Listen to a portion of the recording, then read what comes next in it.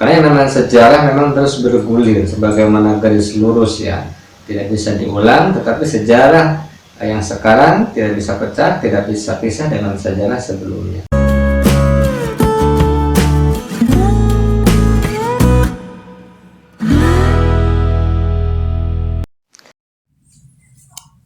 Assalamualaikum warahmatullahi wabarakatuh.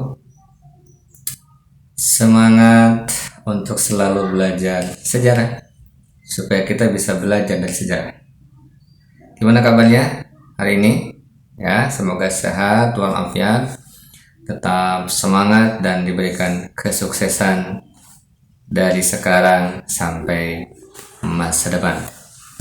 Di kesempatan ini kita akan berbincang-bincang lagi. Kita akan mendeskripsikan lagi tentang pendirian Daulah Umayyah, sekaligus nanti membahas tentang aspek-aspek peradaban pada masa Daulah Umayyah. Gimana? Sudah siap? Oke ya. Kalau sudah siap, kita awali dengan bacaan basmalah. Bismillahirrahmanirrahim. Tentang Daulah Umayyah. Ini hal yang sangat penting ya, mengingat bagaimana perkembangan peradaban Islam setelah Khulafaur Rasyidin tentu dilanjutkan oleh daulah yang pertama dalam Islam, yakni Daulah Umayyah. Ya, bagaimana sebenarnya proses atau awal pendirian Daulah Umayyah? Nah, kita akan bahas mulai saat ini ya. Jadi proses pendirian Daulah Umayyah itu, kalau kita simpulkan step-stepnya atau kita simpulkan tahap-tahapnya, tahap pertama begini. Pada masa Khalifah Ali bin Abi Thalib, kemudian muncullah gelombang untuk menuntut dicarikan siapa sih sebenarnya pelakunya yang menyebabkan Khalifah Utsman bin Affan itu wafat. Itu titik poin awalnya. Nah, karena kondisi politik pemerintahan saat itu juga tidak memungkinkan untuk mencari ya siapa sebenarnya yang menjadi pelakunya, apalagi bukan hanya satu orang, maka Ali bin Abi Thalib tidak bisa langsung bisa melaksanakan apa yang menjadi aspirasi rakyat saat itu, terutama dari kelompoknya Muawiyah bin Abi Sufyan. Karena Muawiyah bin Abi Sufyan itu masih ada jalur kerabat dengan Khalifah Utsman bin Affan. Ini step pertama ya. Jadi ada tuntutan seperti itu. Nah, kemudian yang kedua berikutnya, dari tuntutan itu akhirnya memuncak ya pada satu konflik atau peperangan yang kita kenal dengan perang Siffin antara pihak Muawiyah bin Abi Sufyan dengan Ali bin Abi Thalib. Nah, begitu ya. Nah, peperangan itu akhirnya diberhentikan karena kedua belah pihak sepakat untuk mengadakan sebuah musyawarah ya, atau mengadakan sebuah tahkim begitu ya, mengambil kesepakatan. Maka setelah perang berakhir, step berikutnya kedua belah pihak berada dalam sebuah tahkim yang bertempat di Daumatul Jandal. Nah, awalnya sebelum diadakan tahkim itu, kedua belah pihak baik Ali bin Abi Thalib maupun Muawiyah bin Abi Sufyan dua-duanya sepakat untuk melepaskan jabatan masing-masing, karena saat itu Ali bin Abi Thalib sebagai khalifah, kemudian Muawiyah bin Abi Sufyan sebagai gubernur di Syria gitu kan. Kita tahu bahwa Muawiyah bin Abi Sufyan itu ya sebelumnya menjabat sebagai gubernur di Yordania ya pada masa Khalifah Umar bin Khattab, kemudian gubernur Syria pada masa Khalifah Utsman bin Affan. Nah, kedua belah pihak baik Khalifah Ali bin Abi Thalib maupun Muawiyah sepakat melepas jabatannya. Tapi ada intrik politik pada saat tahkim, sehingga yang memenangkan tahkim itu adalah Muawiyah bin Abi Sufyan. Sehingga dengan kata lain, saat itu terpilihlah sebagai pemimpin umat Islam itu, walaupun belum ada kesepakatan begitu, yaitu Muawiyah bin Abi Sufyan. Maka timbullah kekecewaan kaum muslimin, terutama para pendukungnya Ali bin Abi Thalib. Nah, sehingga atas kekecewaan itu ya menimbulkan lagi, kalau bahasa sekarang mungkin ya semacam reaksi atau demonstrasi gitu kan, yang mengakibatkan Khalifah Ali bin Abi Thalib juga wafat. Nah, dengan wafatnya Khalifah Ali bin Abi Thalib, maka ya orang-orang Kufah mengangkat Hasan bin Ali, ya Hasan bin Ali sebagai khalifah, saat itu meneruskan Ali bin Abi Thalib. Walaupun para sejarawan karena sangat sebentar tidak memasukkan ke dalam jajaran khalifah dalam Khulafaur Rasyidin. Baiklah. Jadi setelah seperti itu, maka seolah-olah kepemimpinan umat Islam ada dua. Ada Hasan bin Ali bin Abi Thalib, ada Muawiyah bin Abi Sufyan. Nah, karena Hasan bin Ali bin Abi Thalib ya dukungannya lebih kecil daripada Muawiyah bin Abi Sufyan, maka Hasan bin Ali bin Abi Thalib akhirnya menyerahkan kekuasaan kepada siapa? Kepada Muawiyah bin Abi Sufyan. Nah, dalam penyerahan kekuasaan itulah yang kita kenal nantinya step berikutnya dengan istilah Amul Jamaah. Am itu tahun, Jamaah itu persatuan. Jadi tahun persatuan umat Islam, kembali umat Islam itu disatukan oleh satu kepemimpinan, yaitu Muawiyah bin Abi Sufyan. Ya, dan sejak saat itulah Muawiyah bin Abi Sufyan mendeklarasikan sebuah pendirian dinasti atau daulah baru yang dikenal dengan Daulah Umayyah. Nama Umayyah diambil dari Umayyah bin Abdi Syam, gitu ya, dari jalur ke atas dari orang tuanya Muawiyah bin Abi Sufyan. Nah, maka kalau kita simpulkan berarti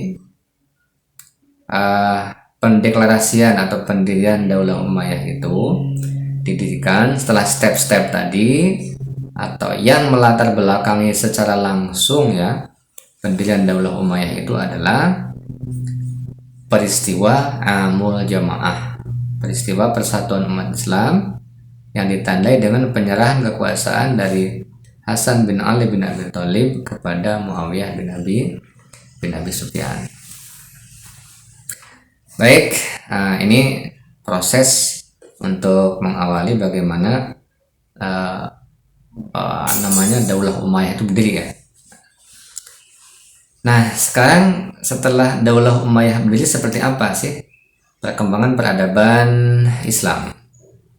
Nah, setelah Daulah Umayyah berdiri, ya kurang lebih rentangnya 90 tahun dengan jumlah khalifahnya ada 14 khalifah, perkembangan peradaban Islam semakin baik, gitu ya, khususnya fokusnya di bidang administrasi dan juga politik militer.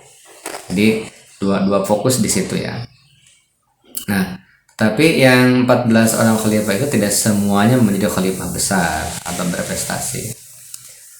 Hanya beberapa khalifah saja. Yang pertama adalah Muawiyah bin Abi Sufyan. Dikenal khalifah besar kenapa? Karena ya dia yang mendirikan Daulah Umayyah. Kalau dia tidak mendirikan, tidak akan ada Daulah Umayyah. Maka dijadikan sebagai salah satu khalifah besar yang pertama. Yang kedua, Abdul Malik bin Marwan. Abdul Malik bin Marwan ini dikenal sebagai khalifah besar, bahkan disilakan sebagai pendiri Daulah Umayyah kedua. Nah, seolah-olah ya. Karena setelah Muawiyah bin Abi Sufyan itu wafat, khalifah-khalifah berikutnya tidak bisa mengimbangi kekuatan Muawiyah bin Abi Sufyan. Sehingga ketika sudah muncul Abdul Malik bin Marwan, yang bisa menyatukan kembali umat Islam, ya, menepis berbagai macam tantangan-tantangan politik. Kemudian Abdul Malik bin Marwan juga berhasil menjadikan bahasa negara itu bahasa Arab, kemudian mengubah mata uang, ya, mata uang Romawi Bizantium itu jadi membuat mata uang baru, mata uang Arab. Jadi seolah-olah ini khalifah yang mendirikan Umayyah keduanya, kan begitu ya. Nah, kemudian yang ketiga, Walid bin Abdul Malik. Tentu Walid bin Abdul Malik berarti ini putranya Abdul Malik bin Marwan. Menjadi khalifah besar, kenapa? Karena ekspansi wilayah pada masa Walid bin Abdul Malik cukup sukses.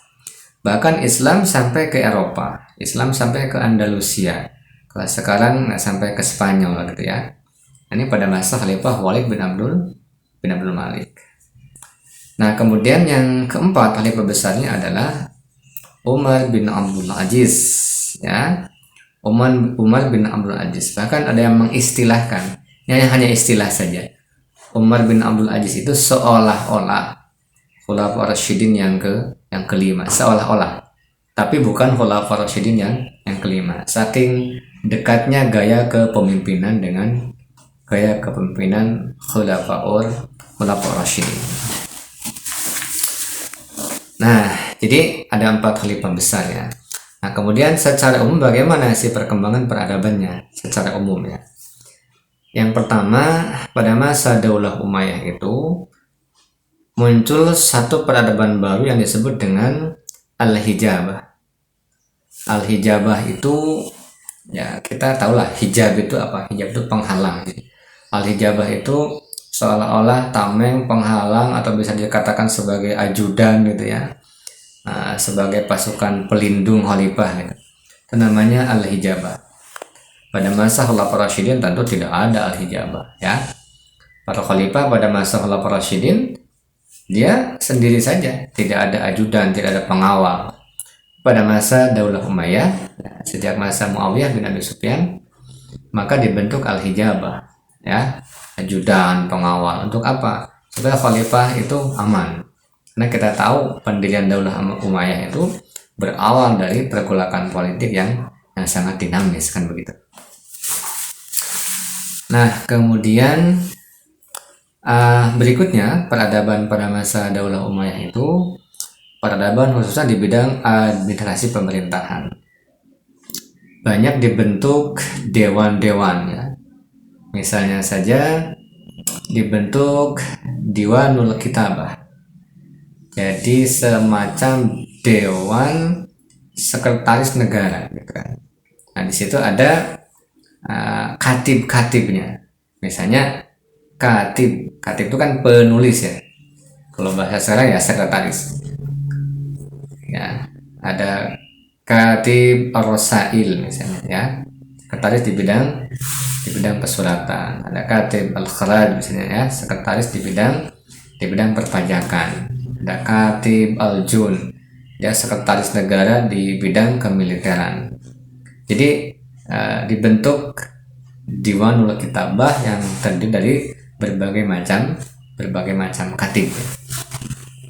Saya hanya memetakan saja, jadi silahkan nanti untuk dibuka secara detail ya, referensi-referensi yang ada, baik itu buku siswa maupun ya UKBM yang sudah disusun ya, sudah saya susun ya. Nah, kemudian di samping itu Daulah Umayyah terkenal membuat sebuah lembaga-lembaga, berbagai lembaga, bukan sebuah lembaga, berbagai lembaga yang dikenal dengan an-nizam ya, an-nizam. Contoh misalnya an-nizam as-siyasi, lembaga yang membidangi masalah politik ya. Saya al-nizam al-mali, lembaga yang mengurusi bidang keuangan. Ada an-nizam al-idari ya, yang mengurusi tata usaha negara. Ada an-nizam al-harbi ya, jadi lembaga kemiliteran di situ. Kemudian ada an-nizam al-qada'i, jadi mengurusi bidang hukum, bidang kehakiman. Nah, ini beberapa peradaban-peradaban yang memang muncul ini baru kalau kita bandingkan pada masa Khulafaur Rasyidin. Nah, kalau begitu, grafik perkembangan peradaban Islam, kalau kita lihat startnya dari Khulafaur Rasyidin sampai kepada Daulah Umayyah, tentu grafiknya adalah naik. Ya, perkembangan berbagai macam peradaban Islam itu sudah muncul bagus. Ya, apalagi nanti kalau kita lihat materi berikutnya, bagaimana munculnya para ulama, ya, seperti ulama hadis, ulama fikih, tafsir, tasawuf, dan ilmuwan-ilmuwan di bidang umumnya. Itu akan kita melihat semakin baiknya peradaban Islam secara kuantitas maupun kualitas.